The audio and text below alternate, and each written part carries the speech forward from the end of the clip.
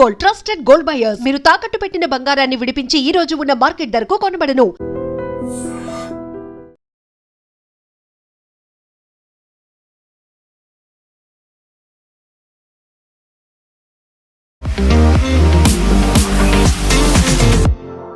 నమస్తే, నేను Kavitha. Welcome to I dream news and నిజాలు. హర్ముజ్ జలసంధి గుండా వెళ్లేటువంటి ప్రతి వాణిజ్య నౌక మీద 20% టోల్ ఛార్జ్ విధిస్తాము, వాటికి రక్షణ కల్పిస్తాము అని చెప్పినటువంటి డొనాల్డ్ ట్రంప్ గంటల వ్యవధిలోనే ఆ మాట మార్చేశారు. ఇప్పుడు టోల్ అనేది మేము వసూలు చేయము, కాకపోతే గల్ఫ్తో వాణిజ్య ఒప్పందాలు కుదుర్చుకుంటాము, ఆ వచ్చే డబ్బుతోనే మేము ఈ పనంతా చేస్తాము అనే మాట చెప్పింది. దీంతో పాటుగా గతంలోనే డొనాల్డ్ ట్రంప్ని లేపేయడానికి ఇరాన్ పన్నాగం పండింది అనేటువంటి మాటని ఇజ్రాయెల్ ట్రంప్కు చెప్పింది. ఆ నేపథ్యంలోనే 1000 మిసైళ్లతో ఇరాన్ మీద దాడి చేస్తామన్నారు. ఇప్పుడు సరికొత్తగా ఇంకొక న్యూస్ వస్తోంది. ట్రంప్తో పాటుగా అమెరికాలో ఉన్నటువంటి కీలకమైనటువంటి వ్యక్తుల ఫోన్లని ఇరాన్ ట్యాప్ చేస్తోంది అనేటువంటి మాట. ఇప్పుడు నిజంగానే ఇజ్రాయెల్ చెప్పినటువంటి మాట నిజమవుతోందా? అండ్ ట్రంప్ ఎందుకని 20% టోల్కి సంబంధించి వెనకడుగు వేశారు? నెక్స్ట్ ఏం జరగబోతోంది? హర్ముజ్ జలసంధి ఎప్పుడు ఓపెన్ అవుతుంది? మనతో పాటుగా ఉన్నారు సీనియర్ జర్నలిస్ట్ సురేష్ కొచ్చతిల్ గారు. సార్ నమస్తే. సో మీరు ముందే చెప్పారు 20% అనేది మళ్ళీ వెనకడుగు వేస్తారు అనేది, బట్ దాన్ని ఇంకో రకంగా చెప్పారు. గల్ఫ్ దేశాల దగ్గర విపరీతంగా డబ్బు ఉంది, వాళ్ళతో మేము వాణిజ్య ఒప్పందాలు చేసుకుంటాం, వచ్చే డబ్బుతో ఈ పని చేస్తాం, బట్ నేను కేర్ టేకర్ని హర్ముజ్ జలసంధికి అనేటువంటి మాట మళ్ళీ ఎందుకు అలా ఇండైరెక్ట్గా చెప్తున్నారు? అంటే బేసిక్లీ ఒకటి, ఇరాన్ని హార్ముజ్ స్ట్రైట్ని వాళ్ళ కంట్రోల్ ఉండకూడదని ట్రంప్ చాలా క్లియర్గా ఉన్నది. ఎందుకంటే కాంపిటీషన్ అయిపోయింది. ఇప్పుడు ఇరాన్ తీసుకుంటే ఇరాన్ కమిషన్ కొట్టేస్తారు, నేను తీసుకుంటే నా కమిషన్ రావాలని చెప్పి ఇప్పుడు కాంపిటీషన్ అయిపోయింది. సో ఇంటర్నేషనల్ మ్యారిటైమ్ రూల్స్ ప్రకారం మీరు ఒక ఫ్రీ ఫ్లోయింగ్ రివర్ సిస్టమో లేకుంటే ఓషన్ సిస్టమో మీరు టారిఫ్ ఛార్జ్ చేయలేరు. అది అలౌడ్ కాదు. అది దానికోసం ముందే మ్యారిటైమ్ వాళ్ళు ముందే చెప్పారు, ఇది ఇరాన్ చెప్పినప్పుడు చెప్పారు చేయలేరు మీరు, it's illegal as per law అని చెప్పేసి. మళ్ళీ ట్రంప్ అదే చేస్తున్నారు. మళ్ళీ మార్కో రూబియో మొన్న చెప్పారు that no nation can charge at toll అని చెప్పి. సడన్గా ఆయన నిన్న అడిగారు, మళ్ళీ ట్రంప్ అన్నారంటే అప్పుడే బహుశా ఆయన మాట్లాడుంటారు ట్రంప్ దగ్గర, డోంట్ డూ దిస్. ఇప్పుడు పెట్టుబడి అనేది చాలా ఓపెన్ సిస్టమ్, అమౌంట్ కమిట్మెంట్ లేదు. మీరు 2 బిలియన్ పెడతారా, 3 బిలియన్ పెడతారా. ఆల్రెడీ ఖత్తర్ అనేది యుఎస్లో చాలా పెద్ద ఇన్వెస్ట్మెంట్ ఉంది వాళ్ళది. ఖత్తర్ ఫౌండేషన్ అని చెప్పి, ఖత్తర్లో ఉన్న రాణి మదర్, షీ కంట్రోల్స్ ఇట్. యుఎస్లో ప్రతి యూనివర్సిటీలో పెట్టుబడి పెట్టి వాళ్ళ బ్రాంచ్ వాళ్ళు దోహాలో పెట్టుకున్నారు. జార్జ్టౌన్ యూనివర్సిటీ, మీరు కార్నెల్, మీరు ప్రతి university is there in Doha. ఎందుకు? షార్జా దగ్గర నుంచి కాంపిటీషన్ ఉంది వాళ్ళకి. షార్జా ఆయన కూడా ఇది కావాలని చెప్పి ఆయన కూడా పెట్టుబడి పెట్టారు. సో కండిషన్ ఏంటంటే యుఎస్లో మీరు మా దగ్గర 200 మిలియన్, 300 మిలియన్, 500 మిలియన్, $1 బిలియన్ ఇస్తే మాకు ఒక రెవెన్యూ చెస్ట్ లాగా ఉంటుంది మా దగ్గర. అక్కడ గవర్నమెంట్ డబ్బులు ఏం రావు, ప్రైవేట్ యూనివర్సిటీ వాళ్ళ డబ్బులతో నడిపించాలని. సో వాళ్ళు ఏం చేస్తారు, వాళ్ళు ఈ డబ్బులు తీసుకొని సరే మాకు ఒక శాటిలైట్ యూనిట్ మీద మా దగ్గర అక్కడ పెట్టండి, ఏషియాలో ఉన్న పిల్లలంతా అక్కడికి వస్తారు, మా దగ్గర వచ్చి చదువుకుంటారని. ఇది ఖత్తర్ది స్ట్రాటజీ అన్నమాట. పైకేమో ఒక ఎడ్యుకేషన్ హబ్ని డెవలప్ చేస్తున్నామని చెప్పడంతో పాటు, ఎందుకంటే వీళ్ళకి తెలుసు ఏదో ఒక రోజు ఆయిల్ అనేది అయిపోతుంది, గ్యాస్ అనేది అయిపోతుంది. సౌదీ అరేబియా చూడండి, వాళ్ళు యుఏఈతో పోటీ పెట్టుకుంటున్నారు.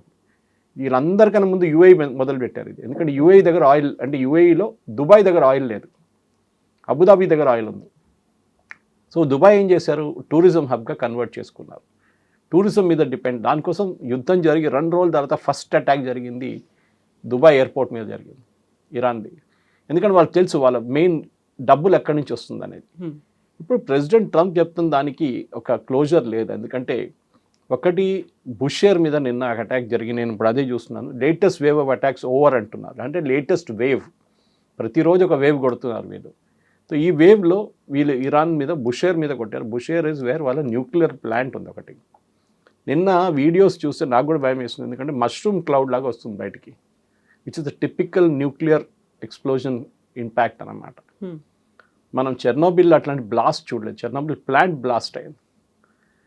ఫుకుషిమాలో it was a leakage of radiation. కానీ మనం హిరోషిమా, నాగసాకి తర్వాత మనం ఒక మష్రూమ్ క్లౌడ్ని చూడలేదు ఇంకెప్పుడు దాకా. బహుశా ఇది మెయిన్ ప్లాంట్ కొట్టలేమో, దాని పక్కన ఏదో కొట్టుంటారు, కానీ ఇంపాక్ట్ ఇస్ హెవీ. ఇరాన్ వైపు ప్రాబ్లం ఏమొస్తుందంటే, ఇరాన్కి America slowly strait of Hormuz మీద పక్కనున్న అన్ని పోర్ట్స్ మీద కొడుతున్నారు వాళ్ళు. ఒకటి వాళ్ళు మెయిన్గా వాళ్ళు చూసిన కెషమ్ ఐలాండ్ ఒకటి కొట్టారు. ఓకే, అది కాకుండా బందర్ అబ్బాస్ కొట్టారు. బందర్ అబ్బాస్ ఇరాన్కి చాలా క్రూషియల్. అక్కడి నుంచే ఇరాన్ కావాల్సిన అన్ని సరుకులు అక్కడి నుంచి వస్తున్నాయి, ఇన్కమింగ్ అండ్ అవుట్ గోయింగ్లో చాలా మటుకు మన కార్గ్ ఐలాండ్ నుంచి ఆయిల్ వెళ్తుంది. ఇక్కడి నుంచి ఓన్లీ ఫర్టిలైజర్, మిగతా ప్రోడక్ట్స్ అన్నీ ఈ ఐలాండ్ నుంచి వెళ్తుంది అనమాట. కార్గ్ ఐలాండ్ నుంచి కాదు అది. That is from Bandar Abbas. Bandar Abbas మీద చాలా డ్యామేజ్ జరిగింది. నిన్న మీరు చూస్తుంటారు 3 సీ డ్రోన్ యూజ్ చేశారు వాళ్ళు. ఫస్ట్ టైం పాసిబ్లీ యుద్ధంలో సీ డ్రోన్ అనే కాన్సెప్ట్ తీసుకొచ్చారు వీళ్ళు. ఆ సీ డ్రోన్తో దాడి చేసి నిన్న వాళ్ళ మెయిన్ పోర్ట్ లోడింగ్ ఏరియాని మొత్తం ధ్వంసం చేశారు యుఎస్. సో స్లోలీ ఇరాన్ ఇప్పుడు ఏం చేయలేకపోతున్నా, నిన్న ఆఫ్టర్నూన్ నుంచి వాళ్ళ మీద బ్లాకేడ్ కూడా పెట్టేశారు. మీరు ఆయిల్ బయటికి తీసుకెళ్లారు, బయట ఉన్న షిప్స్ని బందర్ అబ్బాస్ కానీ, కార్గ్ ఐలాండ్ కానీ, కెషమ్ ఐలాండ్కి మీరు పంపించలేరు. దీంతో పాటు కెషమ్ ఐలాండ్ మీద ఉన్న రెవల్యూషనరీ గార్డ్ పోస్ట్ మీద కొట్టారు. అది కాకుండా రూమర్ ఏంటంటే ఈవెన్ ఫోర్దో మీద కూడా కొట్టారంటే. ఫోర్దో ఇస్ అనదర్ న్యూక్లియర్ ప్లాంట్ వీళ్ళది. అక్కడ కూడా దాడి జరిగింది అంటున్నారు. సో మనకు క్లారిటీ లేదు, ఎందుకంటే ఇరాన్ ఏం చెప్పట్లేదు. అమెరికా వీడియోస్ రిలీజ్ చేస్తున్నారు. ఇదే టైంలో ఇరాన్ ఏమంటున్నారు, మేము అమెరికా మీద దాడి చేసాం, కువైట్లో ఉన్న వాళ్ళ నేవల్ ఫ్లీట్లో చాలా పెద్ద డ్యామేజ్ జరిగింది, వాళ్ళ లోడింగ్ పాయింట్లో ఎందుకంటే షిప్స్ నిన్న కూడా నేను ఎక్స్ప్లెయిన్ చేశాను బహుశా అది. మన వీళ్ళ అలద్ బేస్ ఉంది వీళ్ళ దగ్గర ఖతర్లో, ఇట్స్ అన్ ఎయిర్ బేస్. మీరు బాంబింగ్ జరుగుతుందని తెలిసే ఒక 5-6 అవర్స్ ముందు ప్లేన్లన్నీ అక్కడి నుంచి తీసుకెళ్ళిపోవచ్చు, మీరు ప్రాబ్లం ఉండదు. కానీ fifth fleet, US fifth fleet అంటే చాలా పెద్ద ఫ్లీట్ అది మొత్తం బేస్డ్ ఉంది. అది ఇక్కడ ఉన్నారు, వీళ్ళ దగ్గర ఉన్నారు, బహ్రెయిన్ దగ్గర. బహ్రెయిన్ కొట్టినప్పుడు న్యాచురల్లీ షిప్స్ మీరు ఫాస్ట్గా మూవ్ చేయలేరు అక్కడి నుంచి, మీకు మినిమం ఒక రోజు పడుతుంది. సో డెఫినెట్లీ డ్యామేజ్ జరుగుంటుంది ఏదో ఒక. బట్ అమెరికా ఇవాళ దాకా ఎప్పుడు క్లియర్గా క్లారిటీ ఇవ్వలేదు. వాళ్ళు ఏమంటే ఫ్యూయల్ లోడింగ్ పాయింట్ మీద కొట్టారంటున్నారు. ఫ్యూయల్ లోడింగ్ పాయింట్ మీద కొడితే డ్యామేజ్ చాలా పెద్దది ఉంటుంది. అంటే it's like a big tank, అది 10-20 ట్యాంకులు ఉంటాయి అట్లాంటిది. సో లోడింగ్ పాయింట్ మీద కొట్టారంటే పక్కన షిప్స్ ఉంటే దాన్ని డ్యామేజ్ జరుగుతుంది అనమాట. సో ఓవరాల్గా చూస్తే అమెరికా ఇప్పుడు short term pain, long term gain అని చూస్తున్నారు. మేము కొన్ని నష్టాలు తీసుకుంటాము కానీ ఇరాన్ని ఉండనీయము, అది అమెరికా మెయిన్ స్ట్రాటజీ. ఇప్పుడు ఇరాన్ని ఉండనీయము అని చెప్పి ఇప్పుడు హర్ముజ్ జలసంధిలో ఉన్నటువంటి నౌకలు ఎవరు సేఫ్ గార్డ్ చేస్తారు, ఎవరు గార్డియన్ అవుతారు, కేర్ టేకింగ్ ఇవన్నీ అనుకున్నప్పుడు అక్కడ మన భారతదేశానికి చెందినటువంటి 7 వాణిజ్య నౌకలు ఆగిపోయి ఉన్నారు. ఆల్మోస్ట్ 180+ క్రూ మెంబర్స్ కూడా ఉన్నారు. ఇరాన్ చేసినటువంటి ఒక దాడితో మన ఒక ఇండియన్ క్రూ మెంబర్ కూడా చనిపోయాడు. మనం ఇరాన్ అంబాసిడర్ని పిలిచాము, ఒక ప్రొటెస్ట్ చేసాము, ఒక నిరసన వ్యక్తం, అది సరిపోతుందంటారా? ఎందుకంటే అక్కడ ఉన్నటువంటి 180+ మన క్రూ మెంబర్స్ ఉన్నారు, ఆ తర్వాత మనవి ఉన్నాయి. మనం ఓన్లీ వాళ్ళతో పిలిచి మాట్లాడినంత మాత్రాన సరిపోతుందా? ఇవన్నీ క్రైసిస్ ఇదంతా కంటిన్యూ అవుతుంది వారంతా. ఇరాన్ గవర్నమెంట్కి వీళ్ళ మీద ఏం కంట్రోల్ లేదు. స్ట్రేట్ ఆఫ్ హార్మోస్లో ఉన్నది రెవల్యూషనరీ గార్డ్స్. వాళ్ళు పొలిటికల్, మీరు డిప్లొమాటిక్ లెవెల్లో పిలిచి మీరు అది స్టాండర్డ్ ప్రొసీజర్. ఏదైనా ఘర్షణ జరిగితే, ఏదైనా ప్రాబ్లం ఉంటే ఆ దేశాన్ని వాళ్ళ ఒక 1 లెవెల్ బిలో ద అంబాసిడర్ ఉంటారు, ఆయనలు పిలిచి they give a return complaint saying మా వీళ్ళ మీద దాడి చేశారు. ప్రాబ్లం ఎక్కడ వస్తుందంటే వీళ్ళు ఈ దాడి చేసిన ship doesn't belong to India. ఒకటి సైప్రస్ రిజిస్టర్డ్ ఒక షిప్ ఉండే, నిన్న కొట్టిన 2 షిప్పులు ఖతర్ది కొట్టుండే. దాని తర్వాత సౌదీ అరేబియన్ షిప్ మీద కొట్టారు. ఈ చాలా మటుకు కువైట్ షిప్స్ మీద కొట్టారు నిన్న 2 దానికన్నా ముందు. సో డ్యామేజ్ జరుగుతుంది. ప్రాబ్లం ఏంటంటే మన సీఫేరర్స్ చాలా దేశాల్లో పనిచేస్తారు, దేశాల కోసం ఉన్న షిప్స్లో పనిచేస్తారు వాళ్ళు. సో ఫిలిప్పీన్స్ వాళ్ళు ఇండియన్స్ కనిపిస్తారు మీకు మ్యాక్సిమం. ఏ షిప్ అని తీసుకోండి, దాంట్లో 50 మంది ఉంటే దాంట్లో 25 మంది 30 మంది మన ఇద్దరు కేటగిరీలు ఉంటారన్నమాట. ఇండియన్ సీఫేరర్స్ అని. కానీ ముందే గవర్నమెంట్ వార్నింగ్ ఇచ్చారు. ఈ యుద్ధం మొదలైనప్పుడే ఇండియన్ సీఫేరర్స్ దగ్గర చెప్పారు, మీరు గల్ఫ్ ఆఫ్ ఒమాన్లో ఉన్నాను, మీరు పర్షియన్ గల్ఫ్లో ఉన్నారు, కానీ మేము ఫ్లైట్స్ అరేంజ్ చేస్తాం, మీరు వచ్చేసేయండి ఇంటికి. వీళ్ళు రావట్లేదు బికాస్ వాళ్ళు the god of poverty. Literally వాళ్ళ దగ్గర డబ్బులు లేవు, కష్టపడి పనిచేసి డబ్బులు సంపాదించుకొని వెళ్తారు. మళ్ళీ అక్కడి నుంచి ఇక్కడ వచ్చి ఏం చేసుకుంటారు వాళ్ళు ఏం చేయలేదు. ఎందుకంటే సీఫేరర్స్కి కాంట్రాక్ట్ ఉంటుంది 6 నెలలు, 1 నెల, సంవత్సరం పాటు. యూజువలీ 6 నెలలు పనిచేస్తే 6 నెలలు ఆఫ్ ఉంటుంది వాళ్ళకి. ఎందుకంటే 3 నెలలు పనిచేస్తే 3 నెలలు ఆఫ్ ఇస్తారు. బికాస్ 24/7 పనిచేస్తున్నప్పుడు. ఈవెన్ ఆయిల్ రిగ్స్లో కూడా మీరు చూసుంటారు, అట్లనే పనిచేస్తారు వీళ్ళు. సో వీళ్ళ సీఫేరర్స్ని మనం ఏం చేయలేము. దీనికన్నా ముందు ఒకసారి ఇరాన్ ఫైర్ చేసినప్పుడు, యుఎస్ ఫైర్ చేసినప్పుడు ఒక సోల్జర్, మన సీఫేరర్ చనిపోయారు దాంట్లో. అదేంటి, వాళ్ళకి చాలా క్లియర్గా వార్నింగ్ ఇచ్చారు, రిటర్న్ అని చెప్పి. ఈ క్యాప్టెన్స్ అంతా యూరోపియన్స్ ఉంటారు యూజువలీ, వాళ్ళకు ఒక అరగెన్స్ ఉంది, వాళ్ళు హీరోడా నాకు చెప్పడానికి అని చెప్పేసి వాళ్ళు ముందుకు వెళ్ళిపోతారు. అక్కడే జరుగుతుంది అంతా. వాళ్ళు ఇంజిన్ రూమ్లో ఉంటారు. నిన్న జరిగిన దాంట్లో ఇంజిన్ రూమ్ మీద కొట్టారు వాళ్ళు Iran. So so engine room damage అయితే క్యాప్టెన్ ఉంటారు, క్యాప్టెన్ చనిపోతారు, లేకుంటే అట్లీస్ట్ ఇలా మేజర్ ఇంజరీస్. ఇది బో మీద కొడుతున్నారు, టాప్ పొజిషన్ మీద. అక్కడ కొట్టినప్పుడు అక్కడంతా మన సీఫేరర్స్ ఉంటారు, వాళ్ళు లుక్అవుట్లో ఉంటారు, వాళ్ళు చూస్తుంటారు ముందేం జరుగుతుంది, వెనక గేమ్ ఉంది, షిప్స్లో చూస్తుంటారు వాళ్ళు. సో డెఫినెట్గా yes, it should not happen. కానీ మనం పిలిచి ఇరాన్కి వార్నింగ్ ఇచ్చినా ఏం కాదు, ఎందుకంటే రెవల్యూషనరీ గార్డ్స్ ఇప్పుడు ఆ ఏరియా మొత్తం వాళ్ళ కంట్రోల్లో ఉంది. అండ్ వాట్ అబౌట్ అక్కడ స్టాండర్డ్ అయి ఉన్నటువంటి 7 షిప్స్ని మళ్ళీ ఎట్లా తెప్పించుకుంటాం? అది మనం ఇప్పుడు యుఎస్ ఆర్ నేవీ హెల్ప్తోనే బయటికి తీసుకురావాల్సి వస్తుంది. కానీ నాకు సర్ప్రైజింగ్ ఏంటంటే ఇన్ని రోజులు ఈ సీజ్ ఫైర్ వచ్చినప్పుడు అన్నీ మూవ్ అవుతుండే, వీళ్ళు ఏమైపోయింది, వీళ్ళు ఎందుకు స్టక్ అయ్యారు? కొత్తగా వెళ్ళిన షిప్స్ అది కూడా డౌట్ ఉంది నాకు. ఐ డోంట్ థింక్ ఇది పాత షిప్స్ ఉండొచ్చు, అది ఇప్పుడు వెళ్ళి లోడ్ చేసిన షిప్స్ ఉండొచ్చు, అది ఇప్పుడు యుఎస్ నేవీ మూవ్ చేస్తున్నారు వాళ్ళు ఎట్లా. కానీ నిన్న మూవ్ అయింది I think only 5 ships move yesterday. 76 ఉండే 4 రోజుల క్రితం. Usual full before February 20th full మూమెంట్లో 124 షిప్లు మూవ్ అవుతుంది రెండు వైపుల నుంచి. ఇట్స్ వెరీ నారో స్ట్రెచ్, మీకు మనం ఎక్స్ప్లెయిన్ చేసాం కదా, ఒకటి గల్ఫ్ ఆఫ్ ఒమాన్ వైపు నుంచి వెళ్తే ఒకటి ఇరాన్ వైపు నుంచి వెళ్తుంది. 32 కిలోమీటర్లే విడ్త్ అది. Okay, the entire strait of Hormuz అనమాట. అక్కడి నుంచి బయటకు వస్తే it is normal Gulf of Oman నుంచి అరేబియన్ సీ వచ్చి మన గుజరాత్ వైపు రావచ్చు. ప్రాబ్లం ఏంటంటే అమెరికాకి ఒక ఈగో ఇష్యూ, వాళ్ళకి ఎట్లయినా షిప్లన్నీ బయటికి తీసుకురావాలి. ఎందుకంటే అమెరికాలో ఇప్పుడు మళ్ళీ ప్రైసెస్ పెరిగింది, గ్యాలన్కి $4 వచ్చేస్తుంది, $4 వచ్చేస్తుంది, which will be bad news అనమాట ట్రంప్కి. ఆయన ఎట్లనో ఈ రేట్లు తగ్గించడానికి షిప్స్ని బయట తీసుకురావాల్సిందే. ఇప్పుడు మనం ప్రోగ్రామ్ మొదలుపోతే చెక్ చేస్తే 86 ఉంది $1 బ్రెంట్ క్రూడ్. మన ముర్బాన్ క్రూడ్ వల్ల Saudi Arabian crude is 81, which is what మనం కొనేటప్పుడు యూజువల్లీ అదే కొంటాం మనం. కానీ ఇంటర్నేషనల్ లెవెల్ క్యాల్కులేట్ చేస్తున్నప్పుడు వాళ్ళు బ్రెంట్ క్రూడ్ మీద క్యాల్కులేట్ చేస్తారు. అది లాస్ట్ వీక్ మళ్ళీ ఘర్షణ మొదలై ముందు అది 72, 68 దాకా కూడా వచ్చింది. So it is increase by $10 to $15, which is a good amount, big amount. కానీ మనకి ఇప్పుడు ఇమీడియట్ ఇంపాక్ట్ భారతదేశం మీద ఉండదు, మనం ఫార్వర్డ్ కాంట్రాక్ట్ సైన్ చేస్తాం ఇప్పుడు. ఇది మనం ఎట్లా అంటే ఇవాళ రేపటి కావాల్సిన సరుకు ఇవాళ వెళ్ళి తీసుకోరు వాళ్ళు. They will sign for December now. Forward contracts అంటారు దీన్ని. ఒక రేట్ పెట్టేసి ఆ రేట్ మీద క్యాలిక్యులేట్ చేసి వీళ్ళు they will have a deal with the companies అనమాట.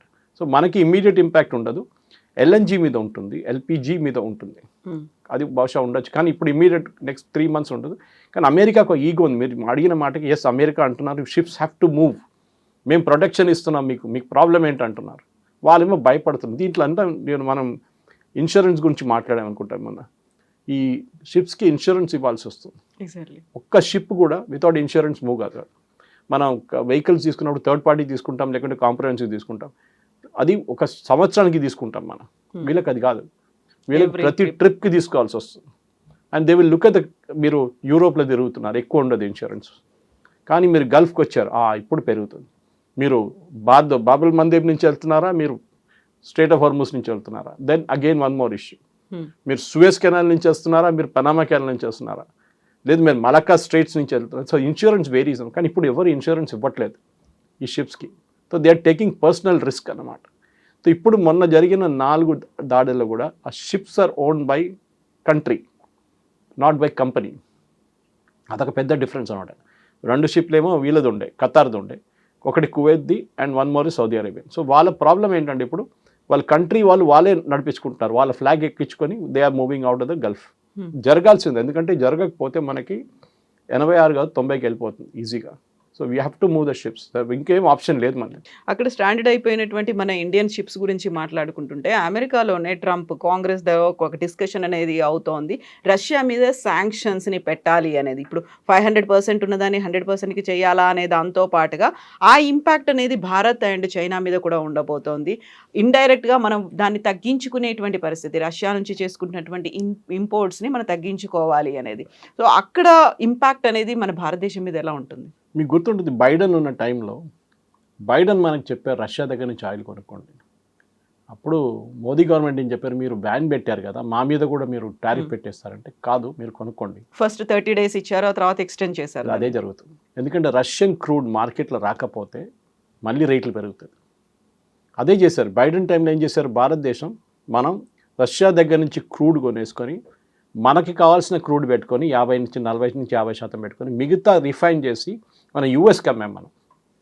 ఆలోచించండి, రష్యన్ క్రూడ్ రష్యా నుంచి డైరెక్ట్ కొనుక్కుండా మన దగ్గర వచ్చి రీఫైన్ చేసి పంపించారు. ఈవెన్ నో కవిత గారు, India is the largest exporter of fuel. మనం అనుకుంటాం, మన కొత్తగా ఎక్కువ ఫ్యూయల్ లేదు కదా మన దగ్గర. మనం ఎట్లా లార్జెస్ట్ ఎక్స్పోర్టర్ ఎట్లయిపోయాం మనం రష్యాకి ఎక్స్పోర్ట్ చేస్తున్నాం డీజిల్ ఇప్పుడు, రష్యన్ రిఫైనరీస్ కొట్టేందని చెప్పేసి. చైనా న్యూస్ ఇప్పుడే వచ్చింది, చైనా వాళ్ళ పాండమిక్ లెవెల్కి వచ్చేస్తుందంట వాళ్ళ రిజర్వ్స్. వాళ్ళ 290 రోజులు రిజర్వ్స్ ఉన్నాయి. బహుశా అది పడిపోయి ఇప్పుడు 120-130కి వచ్చేస్తుందండి, which is a very dangerous thing. China లాంటి రాజ్యం. అది కాకుండా ఇప్పుడు యూఎస్ మీరు చెప్పినట్ల శాంక్షన్ పెడితే ఏమవుతుంది? China will not bother. China అంటారు రేపటి నుంచి యూఎస్కి ఒక స్పేర్ పార్ట్ కూడా మేము పంపించమంటారు. మళ్ళీ ట్రంప్ దిగొస్తారు.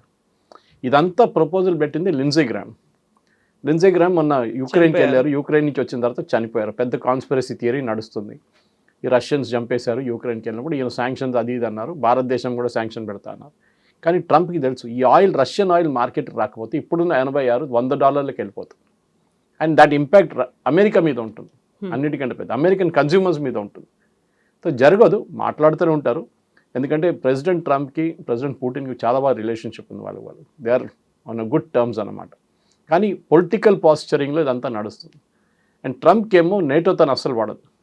వాళ్ళు నేటో మీద పడుతున్నారు. నేటో మీరేం చేస్తున్నారు, మీరు యుక్రెయిన్ యుద్ధానికి ఎందుకు ఆపట్లేదు, మీరెందుకు ఆయుధాలు ఇవ్వట్లేదు, మా దగ్గర నుంచి మమ్మల్ని ఎందుకు ఇవ్వమంటున్నారు, we will not give anything to Ukraine, ఫ్రీగా ఏమి ఇవ్వం, డబ్బులు ఇచ్చి కొనుక్కోండి చెప్తున్నారు. యుక్రెయిన్కి ఏమో బైడెన్ టైం నుంచి ఫ్రీగా ఇవ్వడం ఉంది. సో రష్యన్ ఆయిల్ మనం కొనుక్కోకపోతే కూడా we will get from other sources, problem లేదు. కానీ ఈ థ్రెట్ నడవదు. మీరు చెప్పినట్లు ముందు ఒక వేవర్ ఇస్తారు, 30 రోజులు అంటారు, తర్వాత ఇంకా 30 రోజులు అంటారు, అది పొడిగించుకుని 120 దాకా పోతుంది అది. సో ఈ ఇష్యూస్ అన్నీ కొనసాగుతున్నప్పుడే ట్రంప్ ఇంకొక స్టేట్మెంట్ కూడా ఇచ్చారు. అక్కడ ఉన్నటువంటి పవర్ ప్లాంట్స్తో పాటుగా బ్రిడ్జిలు వీటన్నిటిని మేము లేపేస్తాము అనేటువంటి మాట, వి బాంబ్ దెమ్ అనేటువంటి ఒక మాట, ఒక statement. And at the same time అక్కడ జరుగుతున్నటువంటి ఇష్యూస్, ఫోన్ ట్యాపింగ్లు అనేవి ఏం జరగబోతోంది అక్కడ? అమెరికాకు చెందినటువంటి కీలకమైనటువంటి లీడర్ల ఫోన్ ట్యాప్లని ఇరాన్ చేసింది అనే. ఇది ఇరాన్ దీనికన్నా ముందు కూడా చేశారు. ఇది ఇన్ఫ్యాక్ట్ ఐ థింక్ 2-3 సంవత్సరాల ముందు సంథింగ్ సిమిలర్ హ్యాపెండ్. అది ఎలక్షన్తో ఒక కనెక్షన్ ఉండే దానికి. అప్పుడు జరిగిన ఎలక్షన్తో ఫోన్ ట్యాప్ చేస్తున్నారు, ఫోన్ రష్యన్స్ ఇన్ఫ్లుయెన్స్ చేస్తున్నారు, చైనీస్ ఇన్ఫ్లుయెన్స్ చేస్తున్నారు, ఇరానియన్స్ హ్యాకింగ్లో చాలా మంచి ఎక్స్పర్ట్స్ వాళ్ళు. అండ్ దీనికన్నా ముందు కూడా వాళ్ళు చేశారు. కానీ ఇప్పుడు వచ్చిన దాంట్లో వార్తల్లో ఇజ్రాయెల్ కనెక్షన్ ఒకటి వచ్చింది. ఇజ్రాయెల్ వీళ్ళ ఫోన్స్ ఎప్పటి నుంచో ట్యాప్ చేస్తున్నారు. ఎట్లా తెలిసిందండి వీళ్ళందరు కమాండర్లు ఒక చోట ఉంటారని? వాళ్ళ తోడు ఫోన్ తీసుకెళ్లారు వాళ్ళు.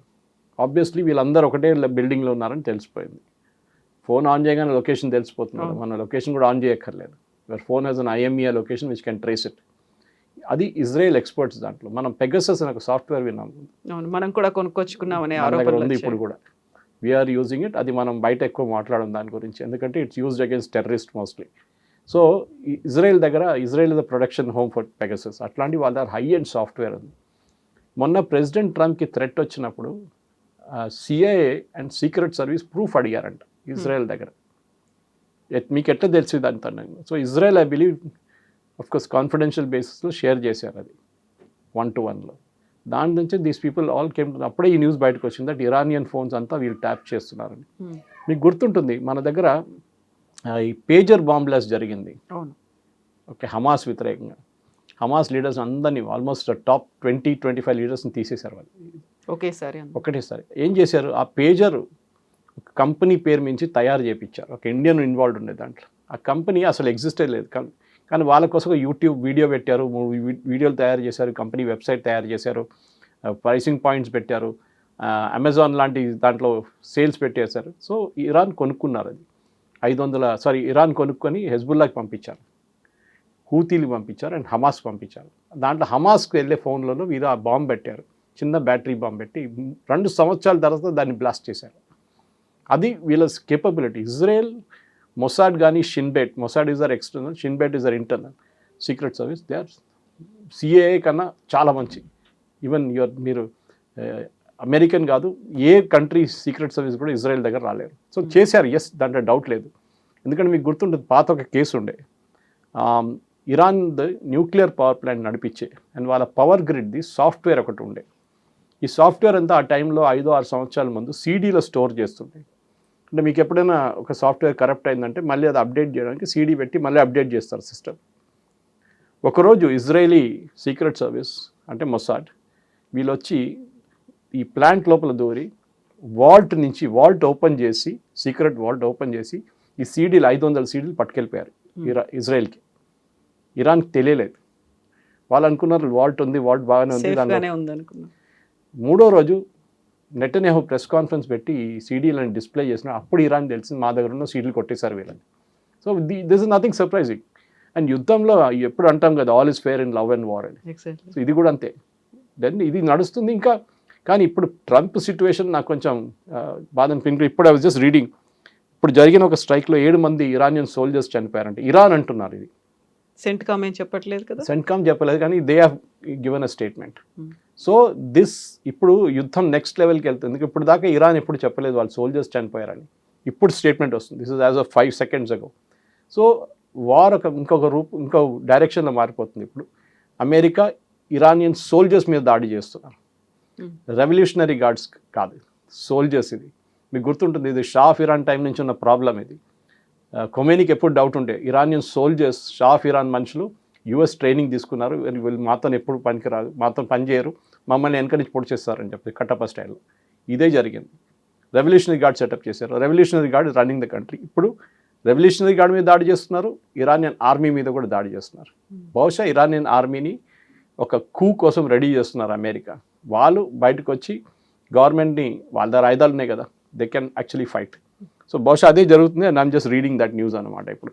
కానీ దీని నుంచి మనం చూసే బుషర్ ప్లాంట్ అండ్ 30 civilians కిల్డ్ అంటున్నారు ఇరాన్. ఇప్పుడు లేటెస్ట్ న్యూస్ సదర్న్ ఇరాన్లో 3 locations బుషేర్లో కొట్టారని చెప్పి వాళ్ళ గవర్నర్ ఇప్పుడే స్టేట్మెంట్ ఇచ్చారు ఇర్నా న్యూస్ ఏజెన్సీ నుంచి. ఇది and rescue teams currently alert and బుషేర్లో జరిగిందే పెద్ద వరి. సో బహుశా అమెరికా వాళ్ళ లేటెస్ట్ ఇది వేవ్ అయిపోయింది అన్నారు, కానీ రేపటి వేవ్ ఏమవుతుందో చూడాలి. ఇది ఇట్లనే కొనసాగితే నెక్స్ట్ ఒక 13-14 రోజుల్లో I think Iran will have to surrender. వాళ్ళకి ఇంకా ఆప్షన్ లేదు వాళ్ళ దగ్గర. ఫోన్ హ్యాకింగ్లో ఇజ్రాయెల్ చెప్తోంది ఇరాన్ హ్యాక్ చేస్తోంది అని. ఇరాన్ కూడా హ్యాక్ చేసింది, అందువల్లే ట్రంప్ ఎక్కడున్నాడు, ఏం చేస్తున్నాడు అనేది తెలుస్తుంది. మొసాద్ వీటికి తోడుగా అమెరికా దగ్గర కూడా CIA ఉంది, సెంట్కామ్ ఉంది. వీళ్ళందరూ కూడా చాలా క్రూషియల్గా కీ రోల్ ప్లే చేస్తుంటారు. బట్ వాళ్ళెందుకు కొంచెం వెనకపడ్డారా, లేకుంటే వీళ్ళు ఏం చేస్తున్నారు అనేది అర్థం చేసుకోలేకపోయారా? అమెరికన్ సీక్రెట్ సర్వీస్ పాత సిస్టమ్ లాగా లేరు, ఇప్పుడు పనిచేయట్లేదు, అంత ఎఫిషియెంట్ కాదు వాళ్ళు. ప్రెసిడెంట్ ట్రంప్ అసాసినేషన్ అటెంప్ట్ జరిగినప్పుడు మీకు గుర్తుంటుంది, ఆయన రూఫ్ నుంచి పబ్లిక్ మీటింగ్లో పార్టిసిపేట్ చేస్తున్నప్పుడు ఆ అటాక్లో దానికన్నా ముందు 22 సీక్రెట్ మెసేజెస్ వచ్చిందంట. ఇట్లా ఒక అటాక్ జరగవచ్చు, 2-3 వస్తున్నారు దీనికని చెప్పి మెసేజ్ ఇచ్చిన తర్వాత కూడా సీక్రెట్ సర్వీస్ ఏం చేయలేకపోయారు. వాళ్ళ దాంట్లో ప్రాబ్లమ్స్ ఏంటంటే FBIది ఒక జ్యూరిస్డిక్షన్ ఉంటుంది, CIA ఎక్స్టర్నల్ చూసుకుంటారు. కూస్ కానీ బంగ్లాదేశ్ లాంటి రైట్స్ చేయడం, శ్రీలంకలో రైట్స్ అది వాళ్ళు చేపిస్తారు CIA. ఈ FBI ఏమో ఇంటర్నల్ సెక్యూరిటీ చూసుకుంటారు వాళ్ళు విత్ ఇన్ US. వీళ్ళకి డిపార్ట్మెంట్ ఆఫ్ హోమ్లాండ్ సెక్యూరిటీ అని చెప్పి 9/11 తర్వాత కూడా పెట్టారు వీళ్ళు. That I think the best department. వాళ్ళకి డౌట్ లేదు, వాళ్ళు ఇవాళ దాకా ఒక టెర్రరిస్ట్ అటాక్ జరగలేదు USలో, చాలా బాగా ఆడుకున్నారు వాళ్ళు. కానీ ఎక్స్టర్నల్ ఇంటెలిజెన్స్ తీసుకురావడంలోనే ఇక్కడ పెద్ద ప్రాబ్లం వస్తుంది వీళ్ళకి. మీరు బిలీవ్ చేయరు, వాళ్ళు అమెరికా అక్యూజ్ చేశారు ఇజ్రాయెల్ని దట్ యూ హ్యాక్డ్, మా సిస్టమ్స్ హ్యాక్ చేశారు, మా ఫోన్స్ హ్యాక్. అమెరికా ఎప్పుడూ అక్యూజ్ చేస్తున్నారు. అంటే ఇజ్రాయెల్ డినై చేయట్లేదు. ఇజ్రాయెల్ ఎప్పుడు చెప్పారు మేము చేయట్లేదు చేస్తామని. ఇజ్రాయెల్ తెలుసు, మీరు ఒక నంబర్ ప్లేట్ పెట్టి ఒక కార్ తిరిగితే USలో Israel has access to it. అంత డీప్ యాక్సెస్ ఉంది వాళ్ళకి. అండ్ డెఫినెట్గా ఇరాన్ దగ్గర ఆ రోజు ప్రెసిడెంట్ ట్రంప్ ప్లేన్ చేంజ్ చేయాల్సి వచ్చిన కారణం అది. He had to go from the new air force 1 to the old air force 1.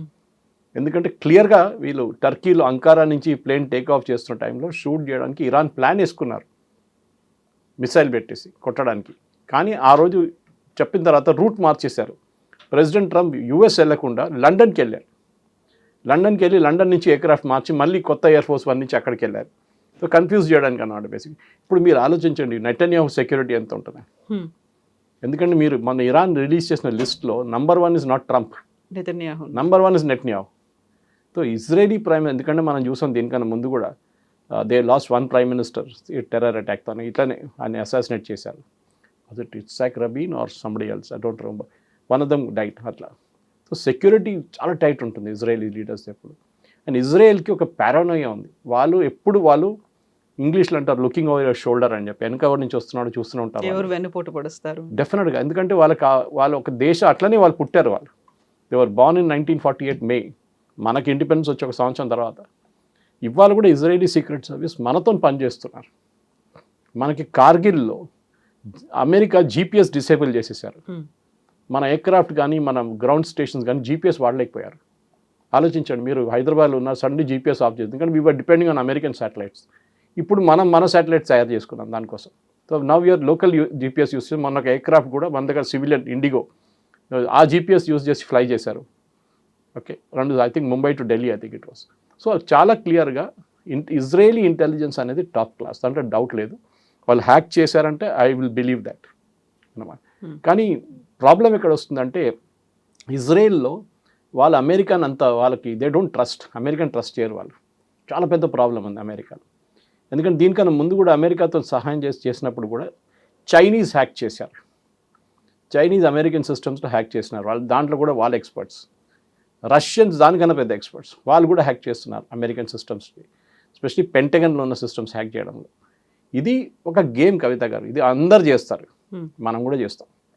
దాంట్లో కొత్తదేం లేదు. కొంతమంది మాట్లాడతారు దాని గురించి, కొంతమంది మాట్లాడతారు అంతే. సో పాకిస్తాన్లో ఉన్న పవర్ సిస్టమ్, మీరు ఇరాన్లో ఇప్పుడు కాదు ఒక 6 సంవత్సరాల ముందు ఇరానియన్ గ్రిడ్ కొట్టేశారు మొత్తం. ఒకరోజు రాత్రి entire Iran went blank. Israel చేసిన పని అది. స్టుక్నెట్స్ అని చెప్పి STUNEXT అని చెప్పి ఒక software, worm software, they put it in to the Iranian grid. అది మొత్తం సిస్టమ్స్ ఫార్మాట్ చేసి పడేసింది. And within no time Iran went blank. మన దగ్గర పవర్ గ్రిడ్ ఉంది చూడండి, ఇక్కడ కూడా థ్రెట్ ఉంది మనకి. ఒకరోజు జరిగింది అది మన దగ్గర కూడా, పవర్ గ్రిడ్లో ఎవరో హ్యాక్ చేశారు. సో పవర్ షట్ డౌన్ చేయడం చాలా ఈజీ. యుద్ధం మొదలైంది అనుకోండి, ఆ రోజు మీరు పవర్ షట్ డౌన్ చేస్తే ఏం చేస్తారు? ఎయిర్ ఫోర్స్ ఫ్లై చేయలేరు, ఆర్మీ ఏం చేయలేరు, నేవీ ఏం చేయలేరు. సో ఇది చాలా మన ఇప్పుడు యుద్ధం అనేది మనం రష్యా యుక్రెయిన్ యుద్ధం నుంచి నేర్చుకుంటున్నాం. ఇప్పుడు మన ఏదో 1000 మంది పరిగెత్తుకుంటూ వెళ్తున్నారు, ట్యాంకులు వెళ్తున్నాయి, అదే అన్నీ అయిపోయినాయి. దాట్ ఎరా ఈజ్ ఓవర్. ఫిజికల్ వార్ఫేర్ అనేది ఉండదు ఇంకా, లేదు. ఫేస్ టు ఫేస్ కాంబాట్ లేదు. It is more technology. ఇక్కడ నుంచి ఒక బటన్ ప్రెస్ చేస్తాం, అక్కడ ఒక మిసైల్ వెళ్ళి పడుతుంది. వాళ్ళు అదే చేస్తారు, ఇక్కడ వచ్చి పడుతుంది. ఇదే జరుగుతుంది. డ్రోన్ యూజ్ చేస్తుంది. మనం చూస్తున్నాం ఇరాన్ ఇన్ని రోజులు ఎట్లా అడ్డుకున్నారు యూఎస్ని. జార్డన్ మీద ఫైర్ చేశారు. I was analysing the distance. Jordan అంటే you have to cross Israel. మొన్నదాకా ఇజ్రాయెల్ మ్యాక్సిమం అటెంప్ట్ అనుకున్నాం, ఇజ్రాయెల్ క్రాస్ చేసి జార్డన్ మీద కొట్టారు. అఫ్కోర్స్ వాళ్ళు అడ్డుకుంటున్నారు అని చెప్తున్నారు వాళ్ళు, ఎందుకంటే అక్కడ ఒక US ఎయిర్ ఫోర్స్ బేస్ ఉంది, దాని మీద కొట్టారు వీళ్ళు. మీకు యుద్ధం మొదలైన డిగోగాషి మీద కొట్టిన గుర్తుంటుంది. అది అక్కడ దాకా చేరుకోలేదు. అంటే ఇరాన్ దగ్గర 1500-2000 రేంజ్ ఉంది అనుకున్నారు కిలోమీటర్. కానీ వాళ్ళ దగ్గర ఇప్పుడు ఉన్నది 2200-2300 రేంజ్ కూడా ఉంది వాళ్ళ దగ్గర. అది డీకెపాసిటేట్ చేసి, అది డిస్ట్రాయ్ చేస్తేనే యూఎస్కి రాత్రి నిద్ర వస్తుంది, లేకుంటే రాదు వాళ్ళకి. Next step attack possibly US ships మీద జరగవచ్చు అని చెప్పి US ఇంటెలిజెన్స్ చెప్తున్నారు. అంటే వీళ్ళ గల్ఫ్ ఆఫ్ ఒమాన్లో 2 ఎయిర్క్రాఫ్ట్ క్యారియర్స్ ఉన్నాయి. అబ్రహాం లింకన్ నుంచి జార్జ్ W. బుష్ ఉంది. దాన్ని బ్యాటిల్ గ్రూప్ అంటారు. నేను చెప్పాను చూడండి, దీనికి ఒక మదర్ షిప్ వెళ్తున్నప్పుడు దాంతో చుట్టూ ఒక 10-12 షిప్స్ ఉంటుంది, ఇంకా వార్ షిప్స్ ఉంటుంది మదర్ షిప్ని ప్రొటెక్ట్ చేయడానికి. సో అక్కడ ఆల్మోస్ట్ 26 నుంచి 28 షిప్స్ ఉన్నాయి అక్కడ. నేను సెంట్కామ్ ఒక పిక్చర్ కూడా రిలీజ్ చేశారు దాని మీద బహుశా దాడి జరిగితే దెన్ ఇరాన్ నెక్స్ట్ గేమ్ మొదలవుతుంది అక్కడి నుంచి. ఇరాన్ చాలా ప్రాక్సీ గ్రూపులను మెయింటైన్ చేస్తుంది. అందులో హూతీలు ఉన్నారు, హమాస్, హిజ్బుల్లా ఉన్నారు అనుకుంటే, ఇప్పుడు హూతీ సౌదీ అరేబియా మీద అటాక్ చేసింది, ఆ పర్మిషన్ మేము ఇవ్వలేదు అంటుంది. హూతీలు వీళ్ళ బియాండ్ కంట్రోల్లో ఉన్నారా? వీళ్ళ చేతుల్లో లేకుండా వాళ్ళంతటి వాళ్ళు డెసిషన్స్ తీసుకుంటున్నారా? అది మనం హోర్ముజ్లో చూస్తున్నాం కదా. హోర్ముజ్లో ఉన్న రెవల్యూషనరీ గార్డ్స్ తెహరాన్ నుంచి ఆర్డర్స్ తీసుకుంటలేరు వాళ్ళు లోకల్ కమాండర్స్ డిసైడ్ చేస్తున్నారు. లేకుంటే ఖతర్ షిప్ మీద ఎవరు దాడి చేస్తారు? మీతో నెగోషియేట్ చేస్తున్న వాళ్ళు ఖతర్ వాళ్ళు ఇరాన్లో కూర్చున్న టైంలో తెహరాన్లో ఉన్నప్పుడు వాళ్ళ షిప్ మీద దాడి చేశారు. ఇప్పుడు హూతీ దగ్గర ఎందుకు జరిగిందంటే కవిత గారు, మొన్న ఈ టీం ఒకటి హూతీ టీం, వీళ్ళ యాక్చువల్ పేరు అన్సరుల్లా హూతీస్ అంటారు వీళ్ళు ఇరాన్ ప్రాక్సీస్ అనగానే వీళ్ళు అందరూ చదువుకుంది కోమ్లో, వీళ్ళ మోస్ట్ రిలీజియస్ సిటీ ఇరాన్లో. అక్కడ వీళ్ళందరూ ఎక్కడి నుంచి వస్తారు, ఖమేనీ ఉన్నారు, వాళ్ళ కొడుకు ముస్తఫా, అందరు అక్కడ చదువుకున్నారు మద్రసాలో. వీళ్ళు ఒక మహాన్ ఎయిర్ అని చెప్పి ఎయిర్ ఉంది, ఇరాన్ ఎయిర్లైన్స్ ఒకటి, దాంట్లో వీళ్ళు వచ్చి పికప్ చేశారు వీళ్ళని. వీళ్ళ దగ్గర ఎయిర్క్రాఫ్ట్ లేదు కదా. So Sana airport which is the capital airport వీళ్ళది యమన్ది, అక్కడి నుంచి వీళ్ళని పికప్ చేసి ఇరాన్ తీసుకెళ్లారు. 30-40 మంది వెళ్ళారు. అదే ఎయిర్క్రాఫ్ట్ మన రిటర్న్ చేసి ఫ్లై చేయడానికి సనా దగ్గర వస్తున్నప్పుడు రన్వే మీద కొట్టారు సౌదీ అరేబియా. కానీ సౌదీ అరేబియా ఇవాళ దాకా అక్నాలెడ్జ్ చేయలేదు మేము కొట్టామని చెప్పేసి. ఎవరో కొట్టారో మాకు తెలియదు. దాని తర్వాత ఆ ఎయిర్క్రాఫ్ట్ ఇంకొక ప్లేస్కి వెళ్ళి ఒక పోర్ట్ సిటీ దగ్గర ఇంకొక రన్వే ఉందన్నమాట, అక్కడ ల్యాండ్ చేయండి, అక్కడ కూడా బాంబ్ చేశారు. కానీ మీరు ఆ వీడియో చూడాల్సింది, ఈ మిసైల్ పడుతున్నప్పుడు ఎయిర్క్రాఫ్ట్ ల్యాండ్ అయింది. అడనో ఆ పైలట్ మెచ్చుకోవాలి అంతే, yeah. How did you manage it అనేది. దాని తర్వాత ఈ హూతీలు అన్నారు ఓకే మా మీద దాడి చేశారు కదా మేము మీ మీద దాడి చేస్తాం, సౌదీ అరేబియా మీద మిసైల్ అటాక్లు మొదలుపెట్టారు వాళ్ళు. ఇప్పుడు సౌదీ అరేబియా రిటర్న్ కొట్టలేదు, ఇంకా వాళ్ళు కొడితే మళ్ళీ దాన్ని అక్కడ ఒక రీజనల్ వార్ బ్రేక్అవుట్ అవుతుంది. అండ్ ఇది పెద్ద ప్రాబ్లం తెహరాన్కి, ఎందుకంటే సౌదీ అరేబియాతో వాళ్ళు ఇవాళ దాకా ఎక్కువ గొడవ పెట్టుకోలేదు. స్టార్టింగ్లో వీళ్ళ ఆయిల్ ఫీల్డ్స్ మీద కొట్టారు, అది ఆరామ్కో మీద కొట్టారు, రిఫైనరీ మీద కొట్టారు. కానీ లాస్ట్ ఒక 20-25-30 డేస్లో ఇరాన్ అసలు సౌదీ అరేబియాని ముట్టట్లేదు. ఓకే, కానీ ఇప్పుడు ఈ జరిగిన దాంట్లో సౌదీ అరేబియా డెఫినెట్లీ యెమెన్ మీద వాళ్ళు అట్లా ఎస్పెషల్లీ హూతీలు ఉన్న ఏరియా మీద ఇంకా దాడి ఇవాళ నుంచి మళ్ళీ మొదలు కావచ్చు అది. కానీ అది ఇంకొక రీజనల్ వార్గా బ్రేక్అవుట్ అవుతుంది. ఇరాన్ అంటున్నాను మా దగ్గర అడగలేదు, మా దగ్గర అడగకుండా చేస్తున్నారు వాళ్ళని, కానీ ఎవరు బిలీవ్ చేయాలి? హూతీలు ఇరాన్ దగ్గర పర్మిషన్ తీసుకోకుండా ఏం చేయరు వాళ్ళు. దీనికన్నా ముందు కూడా హూతీ సౌదీ అరేబియా గొడవ జరిగింది, బాంబింగ్ జరిగింది. ఇరాన్ నుంచి వచ్చే పెలిగ్రిమ్స్ ఏది మన హజ్కి వచ్చే వాళ్ళని బ్యాన్ చేశారు ఒక సంవత్సరం, మీకు గుర్తుంటుంది 3 సంవత్సరాల ముందు, అక్కడ వచ్చి గొడవ చేస్తున్నారని చెప్పేసి. సో ఒక అన్ఈజీ రిలేషన్షిప్ ఉంది వీళ్ళు ఇద్దరు నడుమిట్లో, సౌదీ అరేబియా అండ్ ఇరాన్. ఒకరు షియా ఒకరు సున్నీ, ఇది ముందు నుంచి ఇష్యూ ఉంది. అది ఇంకా చూడాలి. ఇప్పుడు హూతీలకు కూడా అంత కెపాసిటీ లేదు, ఇప్పుడు వాళ్ళ దగ్గర ఆయుధాలు లేవు ఎక్కువ. కానీ వీళ్ళేమంటారంటే ఈ వచ్చిన ఎయిర్క్రాఫ్ట్లో మనుషులు కాకుండా ఆయుధాలు తీసుకొచ్చారు ఇరాన్ నుంచి అని. That was the main problem అనమాట. సో మనకు నిజం ఏం జరిగిందని మనకు తెలియదు, కానీ సౌదీ అరేబియా దగ్గర ఇంటెలిజెన్స్ టాప్ క్లాస్ ఇంటెలిజెన్స్ ఉంది, దాంట్లో డౌట్ లేదు.